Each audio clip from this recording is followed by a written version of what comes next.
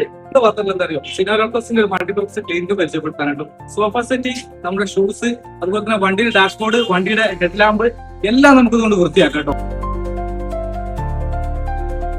നമ്മളിത് അപ്ലൈ ചെയ്തിട്ടേ ഒരു 1 മിനിറ്റ് വെയിറ്റ് ചെയ്യണം കേട്ടോ. എന്നിട്ട് ക്ലോത്ത് വെച്ചിട്ട് ഒന്നുണ്ട് തുടച്ചു കൊടുത്താൽ മതി.